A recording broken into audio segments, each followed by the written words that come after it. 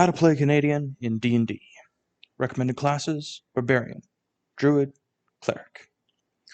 For a Barbarian, you're going to want to use your tough hide to protect the party, get in the enemy's way, essentially stand at the front and maintain that wall between the enemies and the party. Now, for weaponry, you're going to want to use either your bare hands, big strong Canadian muscles, or an axe. Hand axe, great axe, battle axe, woodsman's axe is preferred.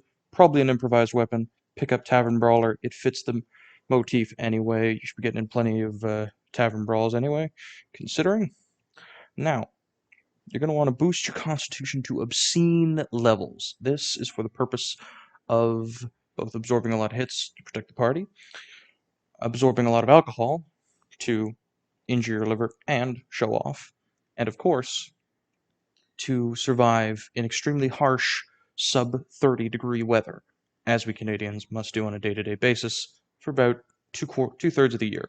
Now, your rage, it should be reserved almost entirely for protecting the party, not for an aggressive position, because we Canadians, we don't really start fights as much as we get in the way and end them. Suez Canal crisis, that's what it was. Or World War II in the last 100-day push. Generally, we don't show up until the fight's already begun. We don't really start things. So, like a great Canadian grizzly, you bet you got to get in there and get pretty rough.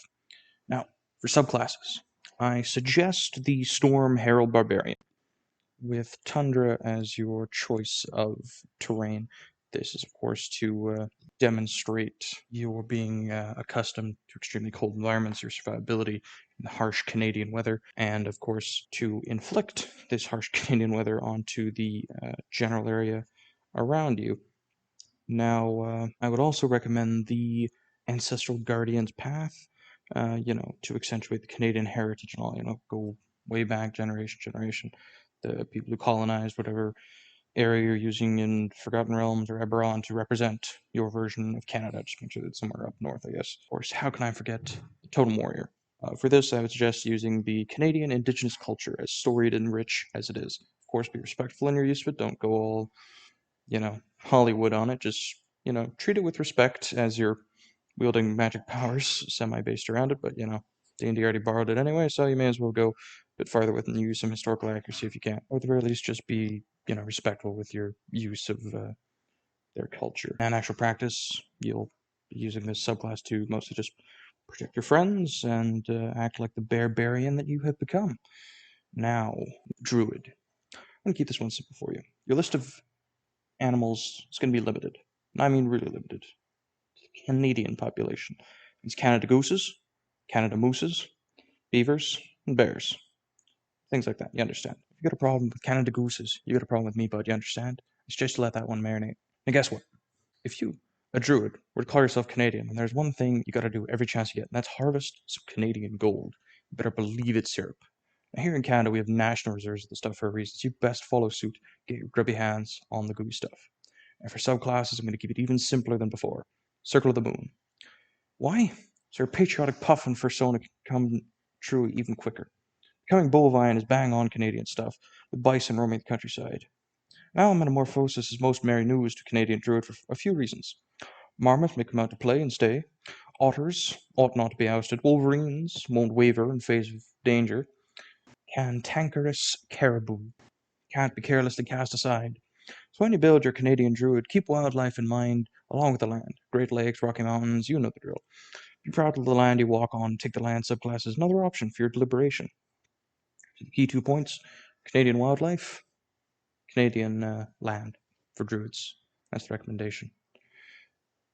Now, cleric. The holiest of all hosers you shall become as a cleric. Healing magic for kind gifts and solid spells.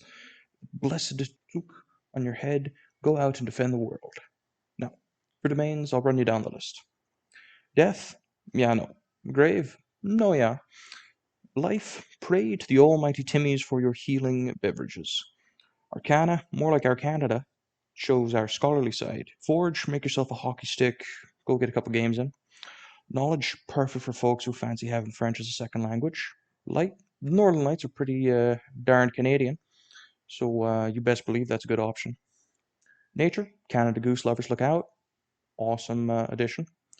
Order, keep peace like a good Canadian blue hat.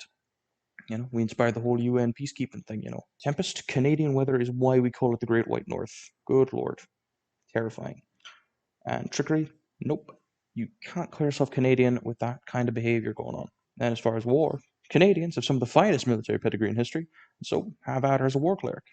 And that's essentially a Canadian war cleric for you. This has been part 1 of how to play as a Canadian in D&D. A few recommendations of my own. I hope you appreciated it. And hope you found this at least the least bit funny, and wouldn't mind a subscription and a like if you would. Share it with your friends. If you're Canadian, hope you're having a good day out there. About to head into winter, so bundle up and all that. Have a good one, posers.